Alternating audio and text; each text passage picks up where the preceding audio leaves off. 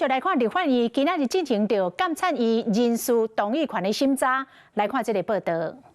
一個醫院服務品質不好的時候，我們通常是找更好的醫生，而不是將醫院關門。正面回扣會員的聲音，立法院舉辦專項委員會審查監察院人事，院長被提名人陳建興用資料來做筆錄，無經過在野立委來給統獨的議題。您到現在是否依然堅定支持台灣獨立運動？我很贊同現在賴總統說的，中華民國跟台灣已經融合了。您可以今天為了就是這個監察院院長的這樣的一個名氣名利，拋棄長久的堅持啊！以前的中華民國是要包括中國大陸，還要反攻大陸，現在的國民黨也不講這個東西了嘛。民眾黨立委陳昭姿現相片，趕快問敢有違背現象？我們兩個都曾經用力的批評過韓院長，哈，是這樣的。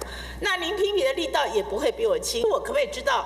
那天您握着韓院長的手的時候，您的感覺是什麼？潘孟安秘書長請我們握手，我也是很自然而已。要是台派人，如今發生這款民進黨監察機關才未受到政黨牽制，但今天嘛講到總統熱情到私底下談會。那所謂的台派獨派，我覺得啊，幾乎都某個程度哈變啞、變聾、變瞎了。要請我接受的時候，他講了一句話。